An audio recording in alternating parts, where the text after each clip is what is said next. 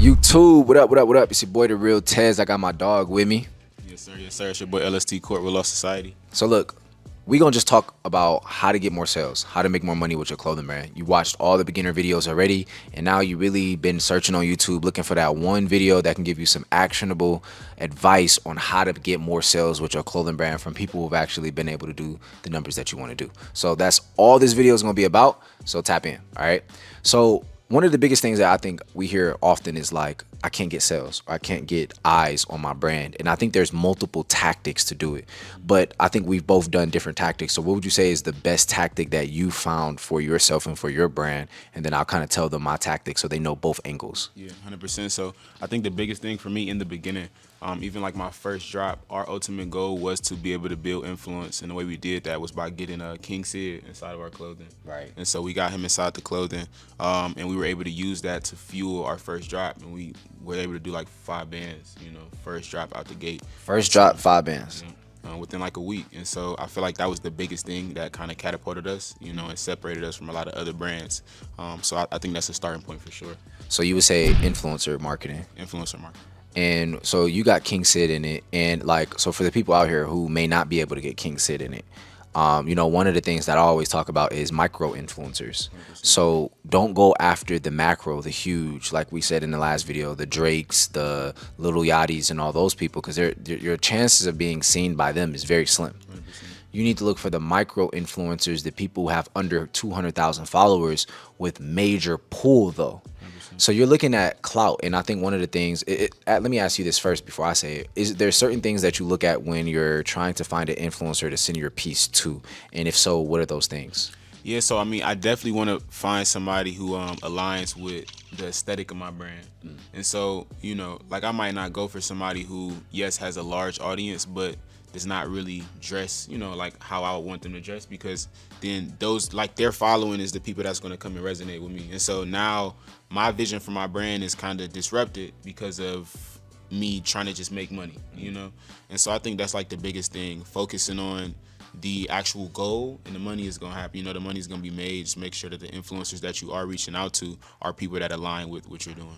So what would you say is an actionable piece of advice that somebody can do to start reaching out to influencers? Like, how can we make it an easier process for them, and how can we help them see results even quicker now? 100%. I would say it's a multitude of a lot of different things. I would say you want to obviously cold reach out. So what I mean by cold reach out is like through the DM, right? Through people around that person. And so like, for King Sid, I reached out to one of his people that he hang out, around a lot, which is like Jay Wonder. Okay. And so I reached out to him. I reached out to King Sid. I reached out to all their other friends around their entourage. And so I was able to get it on all of them, right? Like, instead of just him.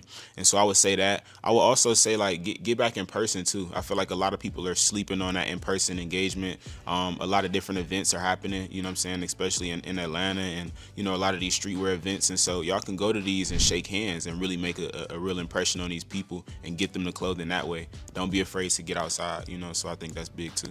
Facts. One thing I could take away from that is like entourage hopping. Yeah. Basically, trying to get those micro influencers who you may not be able to get responses from. Right. So you're hopping from click to click to click, finding those certain people who are close to them, and then getting it to them, right, so they can give it to them. Yeah. And that's very important as well. So one thing that I would, extend on top of that would be, make sure you guys just create a spreadsheet first, or go to your notes. If you don't want to do a spreadsheet, just go to your notes and start going through and finding all the influencers that you will want to wear your pieces with around 100 to 300,000 followers, and then look at their engagement as well before you put them on the notes. So are they getting a lot of comments? Are people saying that they fits is fire? Do they look aesthetically pleasing when it comes to their page and how they wear the fits? These are all different things that you can look at before putting them on the notes, and then put them all on the notes, and then just make one video recording and send it out to all of them. 100%. And now you don't have to work as hard to actually get more influencers and more responses from these influencers. 100%, yeah. So one of the ways that I've been able to get more sales would be obviously posting more content, which everything is going to always boil back down to posting more content. Yeah. But one of the things that I've been able to do is paid ads, right? Now, paid ads is a more for sure way to get more results. However, paid ads does not always work for every brand. The reason being is because a lot of brands, when they start running paid ads. They just want to start making money. The problem with that is that you haven't made money yet. So you don't know what works. So you got to go out there and test the product first before you start putting ads behind it. So do a drop, right? Post the content, do it. Like, I wouldn't recommend running any ads until like probably after you cross a significant figure or goal that you wanted to reach. So whether it's 10,000, 25,000, 50,000, doesn't matter. But that's when you want to pour more gasoline on the fire. You don't want to try to start the fire with gasoline, because you're just going to pour it and nothing's going to happen, right? And then guess what happens? When you're pouring it, you're spending money. Your money is coming out of your pocket. So now you're going negative, trying to get more sales. And yeah, you got to make an investment in yourself and your brand and things like that, but do not start running ads until afterwards. When you are running ads, you want to target people who are within your audience, your target audience. So I tell people this all the time, like, people think everybody is their audience. And one thing that, you know, I kind of took away from what you said is you looked for a certain type of person who had the audience that you wanted. You're not just targeting everyone. Can you talk a little bit about how important that is and how it's been able to benefit your brand? Yeah, I feel like that's probably one of the most important things, because what'll happen is, like, you'll make enough money to the point where it's like, all right, you done made the money. Now it's like, again, like, am I in alignment with why I started this? Like, you know, and so it's like, even if I was to go get that person that is out of alignment with my brand and my clothing, I have to now upkeep that. And so now I have to feed their audience. Like, now I done brought all these people in the door. They purchased that one product that they may have liked, and now I have to continue to make things to tend to them, versus to tend to why I started my brand, which was the aesthetic that I probably personally have. Right? Facts. Because that's why you create. You create because you like it, and so you want to find people in alignment with that. But if they're out of alignment, then you'll find yourself getting lost. You know, because it's like, now you dropping stuff and people not liking it, and you like, man, what's going on? But it's because you've attracted this totally wrong audience that does not like everything that you're doing. They just like that one thing that you're doing. So I think it's, like I said, it's important to make sure that you stay in your lane, and the people that resonate with you are going to resonate with you, and you just got to make sure that you're putting it in front of the right people, you know. And so I think that's big. So big thing is, make sure you guys understand your target audience, and that way you know who to put it in front of. Right. So like, if there's like a document, if you guys need one, you know, there's ones inside of Limitless or whatever where you can fill out a target audience document. It's like 15, 20 questions. It's long, but it'll get you down to understanding who you should be targeting. All right. Now, again, paid ads, not the way to start. I would say organically. But one of the most important things to get more sales is the quality of your content and the pieces that you're dropping. We recently just did a video where we did like a photography from home video, so you guys can learn how to take better pictures. I think one thing a lot of people who are talking about clothing brands and helping people, you know, make more money with clothing brands that they don't talk about is the content itself. Right.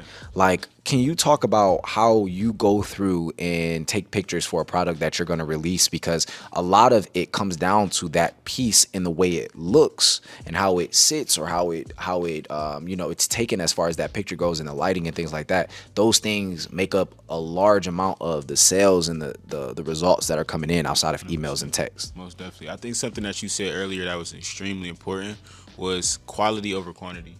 And so a lot of y'all are taking 5 minutes to make your content, and then you post it and it gets 10 likes, and it's like, well, that's the why, right? You took 5 minutes to make it. You put no time into it. And so I think we need to kind of go back to the foundation of it, which is, obviously, you want to be unique in your content. You want to be creative, you know, think outside the box.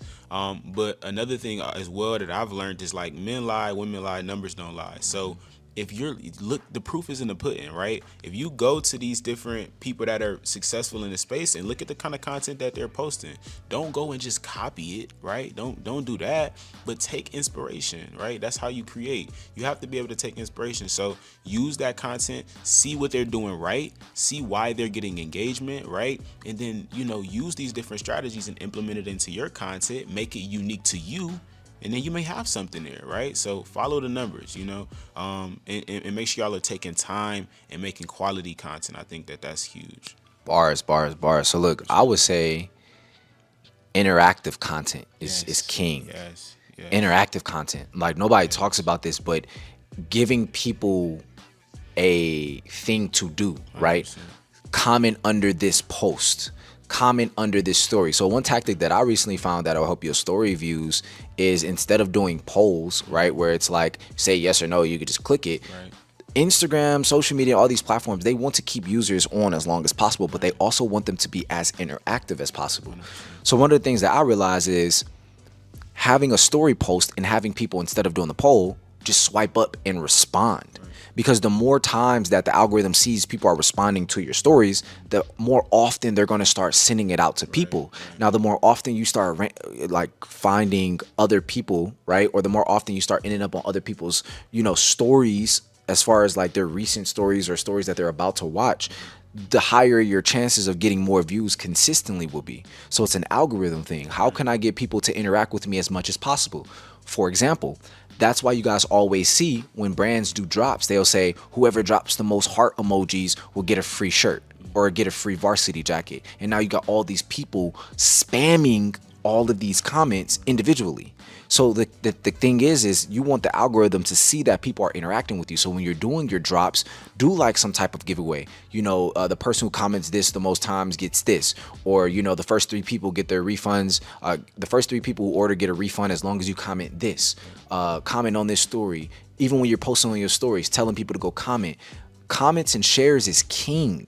If anything, shares is more important than the comments. The shares are important. You want their friends to tag their friends under your post, right? You want their friends to, you want them to share this to their stories, because you're getting all these eyes you wouldn't normally reach. So interactive content is what's going to help you get more sales, because your problem right now isn't sales, it's eyes. It's eyes. You're not getting enough eyes on your product. So it's not even you or the product itself, at least that we know of right now. We just know that you're not getting enough sessions. You're not getting enough eyes on the product itself. 100%. And I think that when people look at how do I get more sales, it comes down to numbers. If you're not getting enough eyes on the brand, how do you expect to make $1,000 off of a drop when you only have 10 people looking at the website? So the thing is how do you get more people to go to the website? How do you get more people to interact with you? First, you can't spoon feed people. You got to tell them exactly what you want. All right. A closed mouth doesn't get fed. So tell them, comment under this post. Second thing, like we talked about, taking better quality pictures. So what's your step-by-step process of taking like pictures of your stuff? Because like you got this hoodie on, it's fire. I still need one, bro. Lacking. I don't know what's up with him. And then the shirt you got on is your brand as well. So can you talk more about your product photography phase? Yeah, so I think a big thing is like the like you were talking about, like the lighting, right? And so I think that's huge, because it gives a lot of aesthetic. And so like showing contrast, like if I'm dealing with something like a darker hoodie, right, then I might put it on like a lighter background to make the hoodie pop. And so if I'm dealing with like a more like a lighter tone hoodie, I might put it on like a more darker background to make the hoodie pop. And so I think that just like understanding that aspect of the creativity as well, because taking pictures is an art in itself. 100%. And so I think that we have to choose backgrounds in situations that are complementing the clothing. I think that's huge. City background, it's so much that y'all can do, man. City backgrounds. You have a lot of editors that can do like motion backgrounds, so you can take your picture and the piece will be still, and then you got like the movement in the background. And so you can do the regular, the like garage background. And so you can throw your piece on the garage floor, like you were saying earlier, right? Sweep the floor, boom, put the piece down, and take that kind of aesthetic. You have a lot of different aesthetically pleasing photos. I think that you also want to, again, pay attention to what is in alignment with what you're trying to accomplish. 100%. What type of aesthetic are you trying to push? You got certain aesthetics for certain brands. You got people that do more professional photos and photo shoot style photo shoots, and then you got people who do more on the ground, like streetwear type of vibes going on. So again, it wraps back around to what you're trying to accomplish. I would say find a few brands that you look up to, and then take notes on how they're doing things and what they're doing to push their content for their brand, and use that as inspiration. That's exactly what I was about to say. Yeah. Follow other brands that inspire you, right? So one of the people that I do this a lot with is Cool Kai, right? So shout out to Cool Kai, one of the best clothing brand owners out right now, period, hands down, right? What he's doing is some of the most innovative stuff we've probably ever seen in our generation, right? And one of the things you want to look at when you're looking at the content he's making is how organic it is. The feel and the touch and what he's doing. He's constantly posting, right? And even if you study how he posts, he may just have a hoodie up on one of his little in inventions, right? And it's spinning hoodie, right? And it's just a spinning hoodie, and it's just showing the piece, but it's high quality. The background is clean. It's just the contrast or the color of the hoodie or the color of the piece is bright, so it stands out. So these are all things that, like you said, are very, very important. And the reason these are important is because you want people to stop when they see the photo on their feed. That's the whole point of this. On top of that, you also want them to really be able to see the detail in the piece itself. So like, one huge thing is, if you guys have Lightroom, if you don't have Lightroom, you are missing out. When you're editing your pictures, use Lightroom, but you can increase the detail of the picture. So now it sharpens the details of the picture. So when somebody's looking at it, it's like, dang, that looks like really high depth. It looks really detailed. Oh, now I can see how the embroidery is, or the distress on this is like this, or the color of this is actually this color. So it looks like, so there's all these different things that's going to make a person stop and actually look like, dang, this is actually fire. But the most important thing out of all of these is staying consistent with it. Definitely. You're not going to see results after the first 5 posts. Your goal should be, how do I post 100 pieces of content that are actually worth watching, worth following, worth sharing? Yeah. How do I do that first? Yeah. And that's not posting the same video for, you know, like and that's also like not doing it in your bedroom, you know, with your bed behind, and you know what I'm saying, your dog walking around in the back. Like, y'all gotta, again, aesthetic, you feel me? If you gotta go out to the mall, you do review, there's so many different forms of content, but y'all gotta go find them and then use them, you feel me? Don't go post the same reel 5-6 different times and expect it to like blow up. I gotta get creative, man. 100%. I say the other thing too to get more sales is the apps that you're using on your Shopify website. There's certain apps that I've generated hundreds of thousands of dollars with, right? To name a few, right? SMS Bump. I've recently changed over to Postscripts, but SMS Bump is where I started. Text message platforms, those are the best return apps you probably have right now, right? Bundle apps, right, where you can bundle products together for certain deals. That helped me a lot with my do-rag brand, with getting higher order values, which is how much a person is spending per order, right? Another one, Klaviyo, for your email marketing, again, high return app. Wheelio to get more emails, because your goal in this whole thing, when you're building this company and you're building this brand, is to build enterprise value, right? And I think we think so small-minded because there's no people out there who are really showing the back end of it. But it's important to just be transparent. And I've been in multiple different niches, so I think enterprise value is important. What is enterprise value? When you go and exit a company, they look at all ends of the company. Right. So how many emails do you have? How many text messages do you have? How much are you posting? Is all your sales organic, or is it paid ads? What ads are you running? Who are you targeting? Who's the people that like the stuff that you're like? These are all things that, when you're exiting a company, the new CEO has to look at before they actually buy the company. And that's how they come up with valuations for companies. So your whole goal should be, how do I build the hugest, the biggest text message and email list of true tribe members? True, like if you have 1,000 true tribe members, you'll be rich forever. So how do I get those 1,000 people on my text list? And then once I get those 1,000 people who really, really rock with me, how can I keep incentivizing them to keep rocking with me? And how do I keep getting people to come back and shop again? So like, what are some apps that you like and that have performed very well for you as well?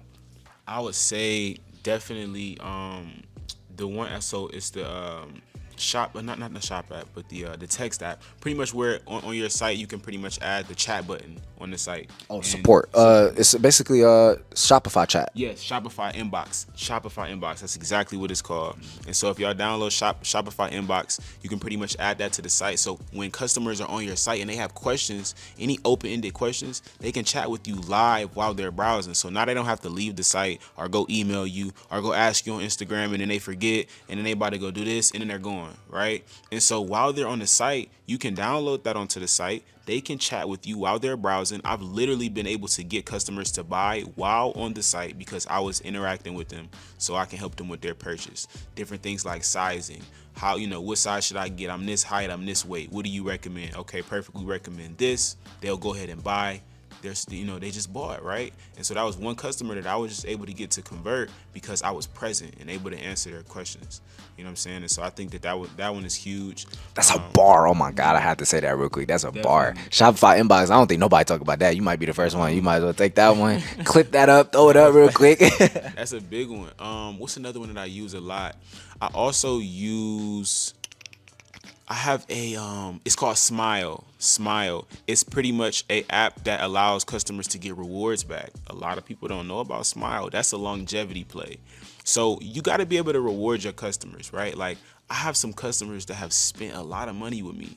And imagine these people spending all this money with me and then I don't reward them for being as loyal as they are with me. So I added this reward system into the brand. So as customers are purchasing, then they're coming back to redeem their rewards and get their 10% off, their 20% off their next orders. On their birthdays, they get discounts, right? And so y'all download Smile as well. That's another one that is very efficient for me. Okay. I will also extend. Those are all amazing. I never even heard of Smile, so I'm gonna go look that one up. But another one is segmenting your text list.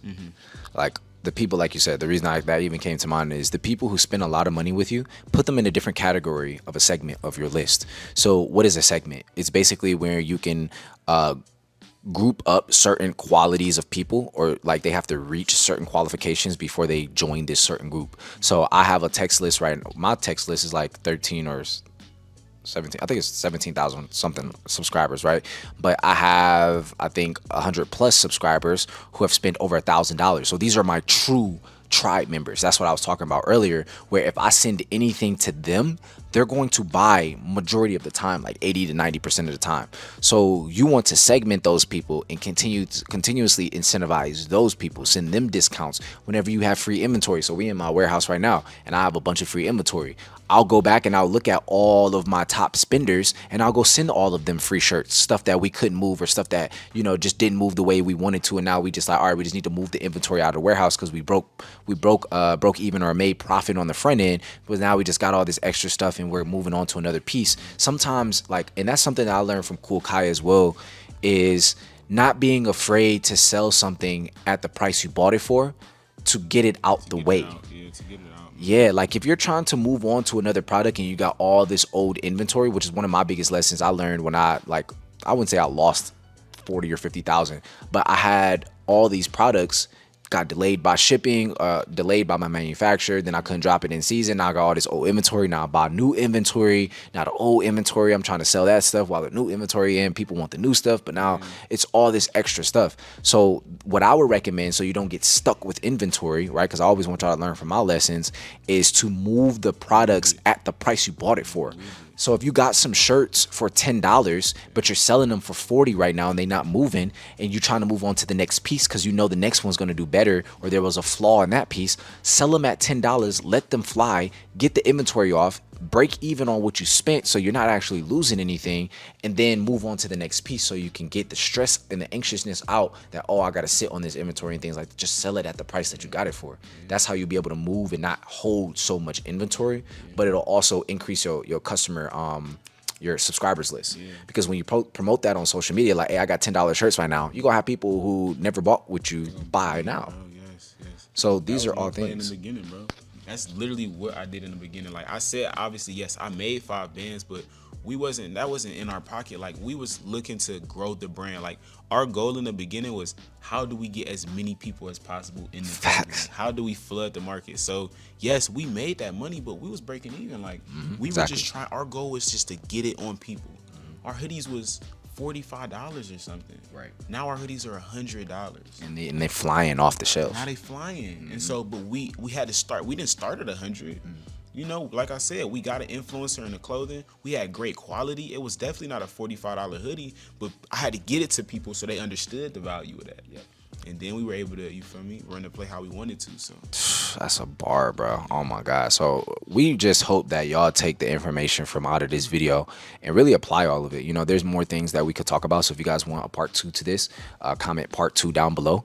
But again, our whole focus with making these types of videos is to inspire, motivate, or help those of you who are already in this space or getting into this space with getting more sales, because that's what this all is about, is building a good company, a good business, a quality business that you can one day exit or make a lot of money from, so it can be a vehicle to go into something else. That's our focus. So we really hope that you guys like this video. Make sure you guys subscribe to myself and subscribe to my boy Court. Where can they find you out? Instagram, YouTube, TikTok, wherever you want to find you at. LST Court everywhere. LST Court everywhere. So y'all can find me there.